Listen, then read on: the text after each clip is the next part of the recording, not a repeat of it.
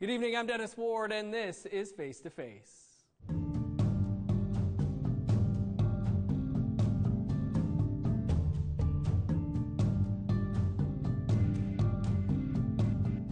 This week we're continuing our conversation with award-winning actor, producer, and former politician, Tina Keeper.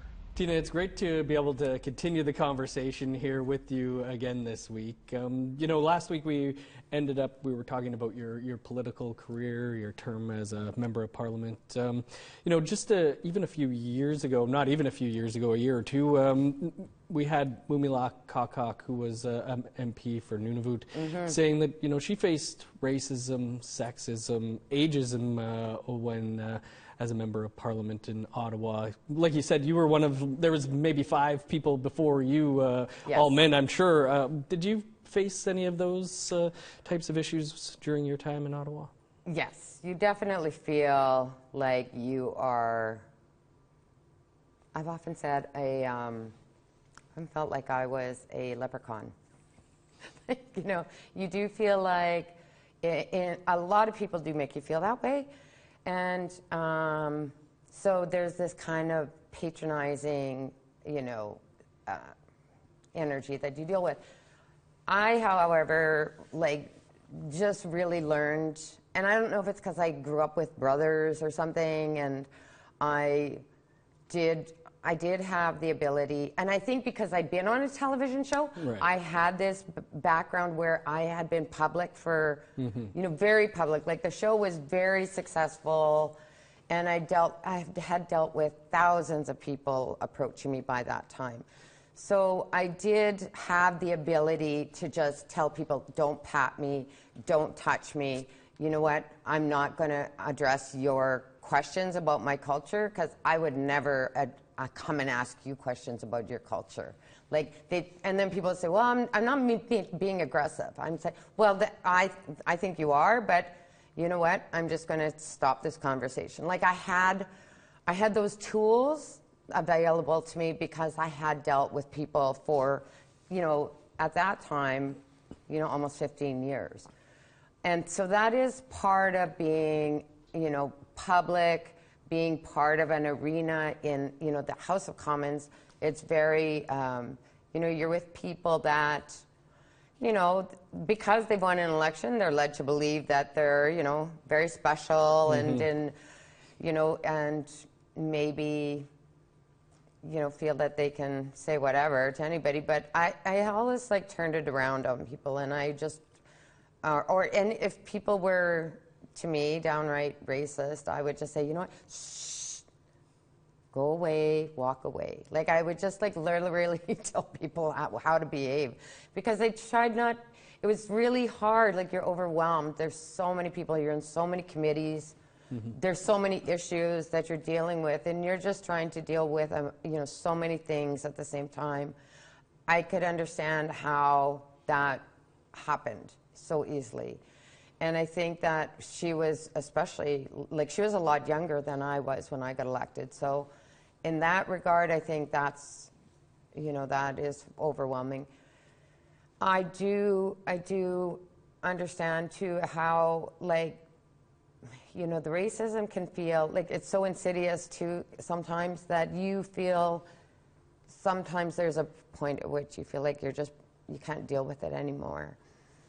And, that's still true. I think, for myself, there's, a lot of just in all the work that I do outside of the Indigenous community, and even when we're in there and we're fighting, for the same struggle, if I'm working for Indigenous communities on a file, you don't feel like you're facing the racism per se, but, when you're outside of that arena, a lot of times you can be facing those issues, and it's not easy. I feel like, I've always had to read, when I was young, when I was a teenager, and I, would read James Baldwin and Maya Angelou.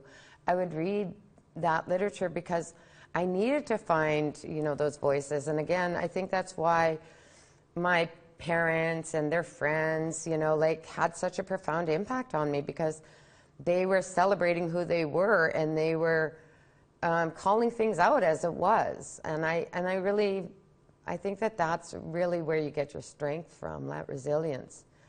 I think that for a lot of people that want to move in that direction, like I had somebody like, Ethel Blondin, and who had, I saw as an icon, and then Nancy Karatak, and I got to work with Nancy Karatak Lindell when I was an MP. So I felt like I had, somebody to learn from, a mentor. Mm-hmm. That was really important. So, that I know is what really helped me when I was there. I would imagine she'll be back one day. Maybe there were some MPs or people at the time who thought, oh, she's a former Mountie, I better not mess around with her. You know what? That is so funny, because definitely with the security, like they would recognize, most people did know who I was, but right. I mean, but the security would kind of be like, oh yeah, hey Michelle, and then I got to go stand beside Arnold Schwarzenegger when he came to the hill. So I did have this special relationship for sure with security, and it is funny, yeah. We're going to get into your production career and stuff, which is very busy, but any thoughts of ever re-entering politics?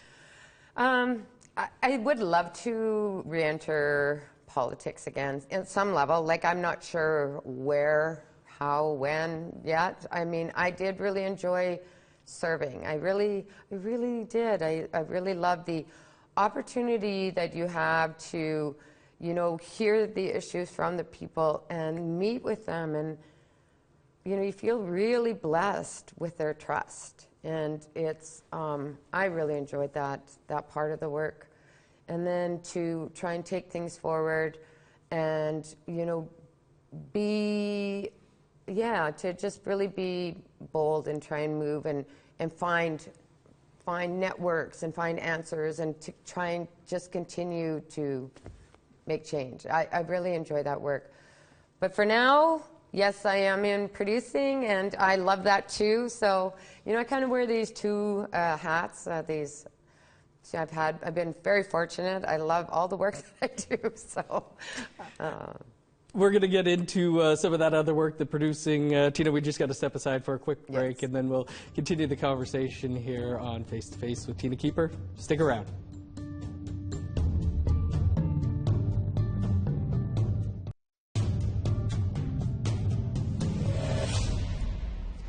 Welcome back to Face to Face. Our guest this week, we're lucky to have Tina Keeper with us again, and we're going to start talking about some of the productions that you've been doing. You moved from acting strictly into producing and acting in many of those productions. Was that a natural transition for you?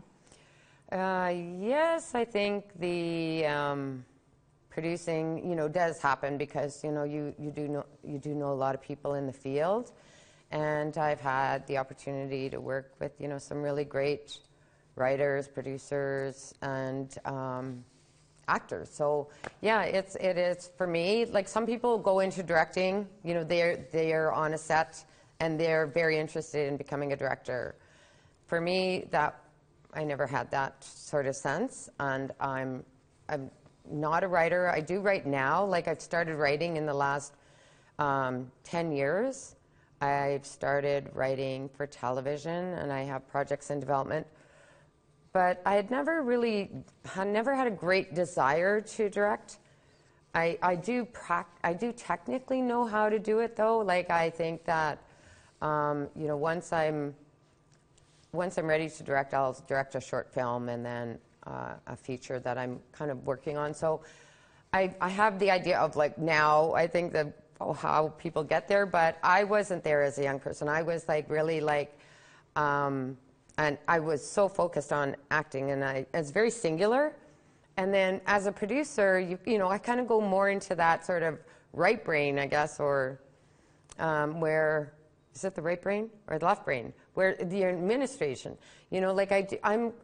I think it's from, the desire to be an academic. Like, there's this part of me that is fine with administration and details and budgets and stuff like that. So that is where I think that's why I ended up as a producer. I think that I have the ability to see art, see artists, you know, kind of get a sense of how to put projects together. I really enjoy that. I really enjoy working with, you know, the creators and the creatives and bringing something together. One of the big feature films that you did was Through Black Spruce, which did have some controversy to it. But yes. I mean, you worked on that film for that project a long time. Why was that a project that you really wanted to see through? So the project was important for me because, you know, it was based out of Moose Cree. Like, it was based out of Moose Factory, and yeah, there was controversy for sure with that project, and, you know, not with the book at that time, but the controversy erupted with Joseph Boyden just as we were in early prep for the film. And we'd been working, had that project in development for at minimum 5 years, like maybe 6 years. And the writer I had asked to write the script was Barbara Samuels, who co-created North of 60, because I felt that I could have, you know, very, very intimate conversations with her about what that story meant to me. And my mother is from Treaty 9 territory, as I had mentioned before. And so for me, that story was really, in a way, a story about my mom's family, or about my mom's life, I think, and journey. And not that those things happened to her in particular, but that there is a sense that I could bring her something, or like an homage to her. And so we worked with Casey Adams, the great, you know, artist. Mm-hmm. She is a multimedia artist, multidisciplined artist, and she did the photographs for the, you know, the photography series in the film. And we worked with culture keepers from Moose Factory, and we worked with language keepers. Like, it was such a beautiful process, that film. So, you know, controversy aside, I really felt like that was my film in a way. And Barbara, you know, wrote it and did such a beautiful job. And Don McKellar was a peer of mine, you know, like from when I was young. We grew up in the TV industry together. Mm-hmm. So I, you know, trusted him to that project as well. And Robert Lantos was our producer from North of 60. And again, you know, he was always, like on North of 60, I think, like I look back at it and I'm really amazed that, you know, we were able to do that work in the way that we did it. And I think it's part of its success is because, you know, they listened to us. They heard what we needed as an Indigenous team, and that, you know, that just like takes care of the team, and then you can kind of keep going. And Robert, you know, was the same on Through Black Spruce. You know, we operated with the people of Moose Factory and Moose Cree First Nation, and we just created this incredible film. And Brandon Oakes was amazing. Mm-hmm. So yeah, we were really, really incubated to, you know, do that project, and so that was a beautiful project to work on. I've seen it 4 or 5 times. I still watch it whenever it comes on, which is quite often if you want to check it out. Like you say, you know, you worked on that 6 years or whatever it was for years. Have things changed? Has it gotten easier to get funding to get these projects off the ground? Good question. There is definitely. You know, with the creation of the Indigenous Screen Office, the Black Screen Office, you know, there is a definite commitment, you know, for funding for BIPOC filmmakers. And that isn't just from Telefilm. Like, that isn't, it's from the Canadian Media Fund as well.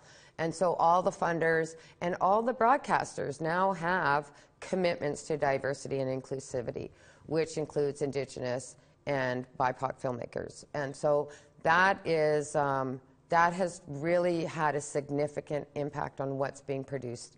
There is a definite mandate and commitment for diversity on television and film in Canada now, and it's making all the difference. Nice.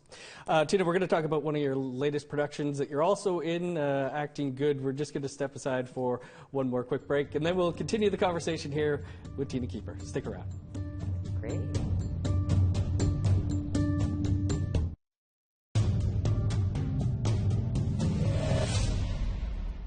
Welcome back to Face to Face. Our guest this week is Tina Keeper. And Tina, we want to talk about Acting Good, which is, I think, on APTN now, started off over at Bell. Tell us about Acting Good, what that production means. Another one that took a while to get off the ground, right? Yes, it did take a while. So we were in development for 4 years, and then we got the green light from Bell Media. So, yeah, it went to air on CTV Comedy last fall. It's now on Crave. And it will be starting on APTN March 21st. And Acting Good is so much fun. It's a half-hour comedy, set around the story of Paul Robliauskas. And Paul Robliauskas. I always call him Robliauskas. Add in a couple extra vowels there. Robliauskas. So Paul is the star of Acting Good. It's loosely based on his life. It's set in a fly-in, isolated community, and I get to play his mom on the show, which is really fun. And my company, Kiss Again Pictures, produces the show. Can we expect more Acting Good anytime soon? Well, we're hoping so. All indications are that, it's going really great. We are thinking that we will definitely be going into season 2, but it's not certain yet. But the numbers were really great on CTV Comedy for the first season of Acting Good.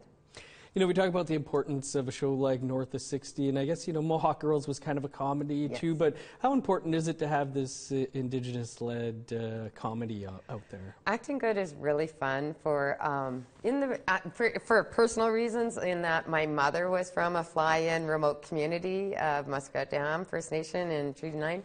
And then, Paul is from Poplar River First Nation on the east side of Lake Winnipeg, and Amber Seguin Daniels, one of our showrunners, is from Garden Hill First Nation. So we have these, with this joint experience of being from these, isolated communities, what that means, what the dynamic is, and then so many funny reference points about, family, what the sense of humor is, and then, of course, with the younger people, they're sort of younger, kind of cool humor, which, it works perfectly because I'm outside of it, but so is my character. So it's a really fun show.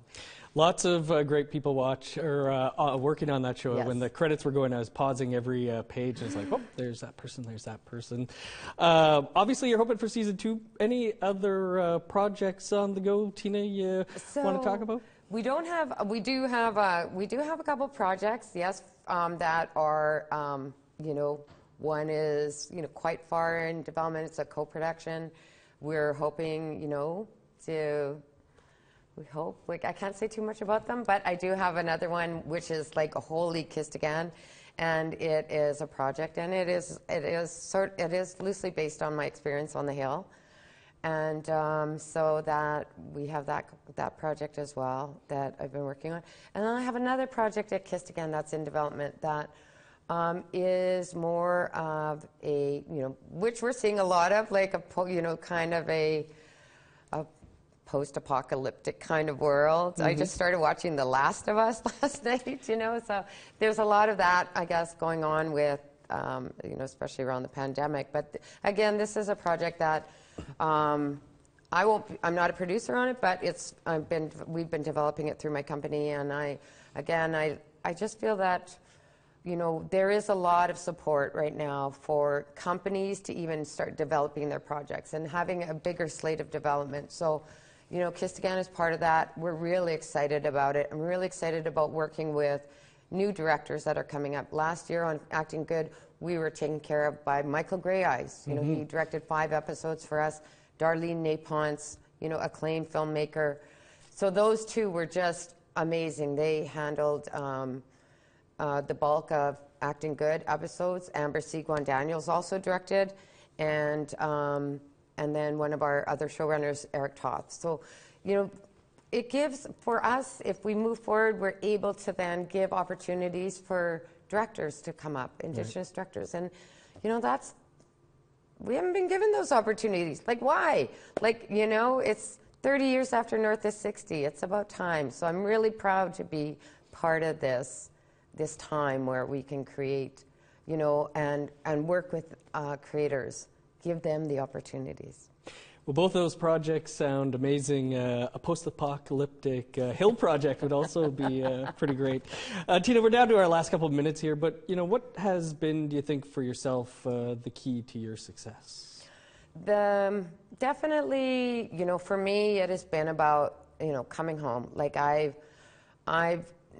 I'm not the kind of person who could have, you know, gone to the big city and been okay. Like I really needed to be grounded, be near my family, and chose to raise my kids, you know, in their culture and near their family. Like, so for me, family, my sense of community is here. I never wanted to leave. I felt that that's what's, you know, helped me just be grounded in my life for whatever decisions I was going to make. And I really, you know, I'm from Treaty 5 and Treaty 9. All my family is from this territory for all time. And I'm really, yeah, so I think that as long as I'm here, I can do whatever I need to do, yeah. We ask this of all of our guests, especially those who've seen such success, and only to give you 30 seconds or so, but you know, what would be your message to the youth out there who might be looking to follow a similar career Okay, my path? message is always study, go learn to be disciplined, you know. Drudgery is the great angel of success, you know. Very, very little glamour in a lot of it, but so go study, go learn. Find your mentors, and really study, you know, like I studied acting for 5 years. It's like, so learn your craft. The other thing is to just like do it. You know, when I was young, I used to think, why do we have to be so great at everything? Like, why do we have to be like the hit show? Why can't we make bad shows? Like, why can't I be a bad professor? Why can't I be a bad filmmaker? Why can't I do... You know, if that's the bar and everybody gets to do stuff and they don't have to be great, why do I have to be great? So just, like, get it done, you know, go do it. Like, there's, you know, like, learn the discipline, the craft, or, you know, and then go and do it. It's really possible. Amazing stuff. Great advice. Tina, thanks so much for, you know, 2 weeks worth of shows here, giving us so much of your time. Really looking forward to all the projects you have coming up, too. Miigwech, it's been a pleasure. That is unfortunately all the time we have with Tina and for the show this week, but of course you can catch up on any episodes you may have missed and revisit episode 1 with Tina by visiting our website, aptnnews.ca. This episode, of course, and all of our past episodes are also available as podcasts. You can find those wherever you download your podcasts. I'm Dennis Ward. Thanks so much for tuning in this week to Face to Face. Have a great night. We'll see you back here next Tuesday.